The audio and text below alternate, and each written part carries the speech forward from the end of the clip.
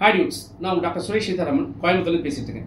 இந்த வீடியோ நம்ம என்ன பார்க்க போறோம் அப்படின்னா, நேத்து வந்து பிளேஸ்மெண்ட் சம்பந்தப்பட்ட விஷயத்தை வந்து ஒரு போர்டில் நான் எழுதி போட்டேன். தெரியாமல் போட்டேங்க. ஃபர்ஸ்ட் டைம் போர்டு வாங்கினேன், ஏதாவது பண்ணணும் அப்படிங்கிறதுக்காக அந்த வீடியோ கொடுத்தேன். அதில் வந்து கலர் காம்பினேஷன்ஸ் பற்றி நிறைய பேர் சஜஷன் கொடுத்தீங்க. சில பேர் மேக்ஸ் கூட தப்பாக போட்டிருந்தேன் அப்படின்னு சொன்னீங்க. அதில் நான் மேக்ஸ் தப்பாக போட்டது அப்படிங்கிறது உங்களோட இன்டர்பிரிட்டேஷன் வந்து அந்த மாதிரி இருக்குது. ரெண்டாவது கலர் காம்பினேஷன் உண்மையிலே வந்து நான் செக் பண்ணிக்கிறேன். ஃப்யூச்சரில் நிறைய விஷயங்கள் அந்த போர்ட்லேருந்து உங்களுக்கு கொடுக்குறேன். எனிவே உங்கள் சஜஷன்ஸுக்கு ரொம்ப நன்றி, உங்களோட ஃபீட்பேக்ஸ் ரொம்ப நன்றி. அதை தொடர்ந்து இந்த பிளேஸ்மெண்ட் தொடர்ந்து இன்றைக்கி நான் ஒரு இன்னொரு முக்கியமான விஷயம் நான் உங்களுக்கு சொல்ல ஆசைப்பட்றேன். என்ன அப்படின்னா, எந்த ஃபீல்டு நல்லா இருக்குன்னு சொல்லி நேற்று சொன்னோம். அதில் கூட சார் எலக்ட்ரானிக்ஸை விட்டுட்டீங்களே அப்படின்னு கூட கேட்டீங்க. எலக்ட்ரானிக்ஸ் எப்படிங்க நான் விட முடியும்? நான் வந்து நம்ம கோர் இன்ஜினியரிங் படிச்சிருக்கிறோம். கோர் இன்ஜினியரிங் விட்டு கொடுத்துருவோண்ணா?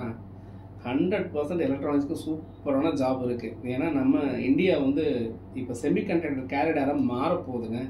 தைவானை மட்டுமே உலக நாடுகளே நம்பிட்டு இருந்த அந்த கண்டிஷனில் இந்தியாவுக்கு எல்லாரும் வரப்போகிறாங்க.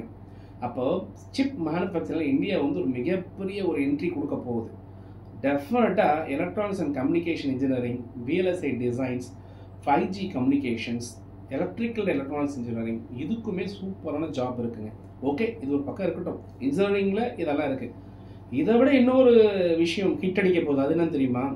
S, master of business administration, MBAன்னு சொல்லக்கூடியது வந்து வேற லெவலில் வளர போகுதுங்க. கொஞ்ச நாளுக்கு முன்னாடி MBAலாம் என்ன நினச்சோம்? அடிஷ்னல் டிகிரிக்காக பண்ணணும். ஒரு பிகாம் படிச்சிருப்போம், BSc படிச்சிருப்போம். சரி, என்னடா UG படிச்சிட்டோமே, PG படித்து வைப்போமே அப்படிங்கிறதுக்காக நம்ம ஒரு MBA படிக்கிறதுக்கு நிறைய பேர் போவாங்க. சில பேர் பேஷனேட்டாக நான் MBA படிக்கிறேன் அப்படின்னு சொல்லுவாங்க. அதில் எல்லாருமே என்ன எடுப்பீங்க? போனவுடனே HR எடுப்பாங்க. ஏன்? ஈஸியாக ஆள் மேய்க்கிறது ஈஸியான வேலை, அதனால் நம்ம அதை ஈஸியாக எடுக்கிறோங்கிற ஒரு பாயிண்ட். அதை தாண்டி MBAல ஃபினான்ஸ் எப்போவுமே கோல்டு தாங்க அது, அந்த ஃபினான்ஸ் ஏரியா.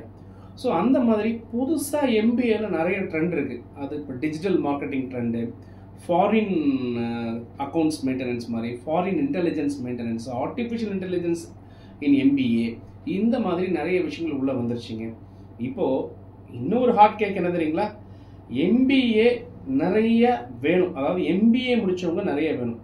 ஏன் அப்படின்னா, இந்தியா 100 யூனிகார்ன்ஸ் அப்படின்னு நீங்கள் கேள்விப்பட்டிருப்பீங்க. இந்த ஸ்டார்ட் அப் இன் இந்தியாங்கிறது வேற லெவல் வளர்ச்சிங்க.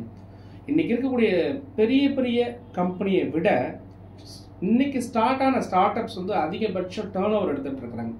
இப்படி ஸ்டார்ட் அப் வந்து அதிகமாக இந்தியாவில் வளர்றதுனால எந்த இடத்துல ஷார்ட்டேஜ் வரும் அப்படின்னு பார்த்தா, இந்த MBA பிஸ்னஸ் அட்மினிஸ்ட்ரேஷனுங்கக்கூடிய இந்த தேவைகள் அதிகப்படும்.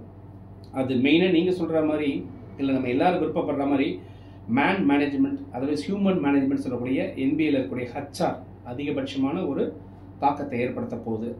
ஃபினான்ஷியல் செக்டார்ஸில் ஃபினான்ஷியல் மேனேஜ்மெண்ட்டுக்கு அதிகபட்சமான ஒரு தாக்கம் ஏற்பட போகுது. டிஜிட்டல் மார்க்கெட்டிங், நார்மல் மார்க்கெட்டிங் இருக்குது, டிஜிட்டல் மார்க்கெட்டிங் இருக்குது, அந்த இடத்துல தாக்கம் ஏற்பட போகுது. சப்ளை செயின் மேனேஜ்மெண்ட், அந்த இடத்துல மிகப்பெரிய ஒரு தாக்கம் ஏற்பட போகுது. இதுக்கு எல்லாத்துக்கும் மேலே இன்றைக்கி இருக்கக்கூடிய கரண்ட் டெக்னாலஜி, டிஜிட்டல் டெக்னாலஜியில் ட்ரெண்ட்ஸ் மாறிக்கிறதுனால artificial intelligence based management system அப்படிங்கிறதும் இன்றைக்கி மிகப்பெரிய ரிசோர்ட் எடுக்க போகுது. ஏன் அப்படின்னா, உலக நாடுகளிலே அதிகமாக இளைஞர்களை வச்சிருக்கக்கூடிய நாடு நம்ம நாடு தான். இப்போ உலகமே திரும்பி பார்த்து தேட போகுது அப்படின்னா அது இந்தியாவை நோக்கி தான் தேட போகிறாங்க.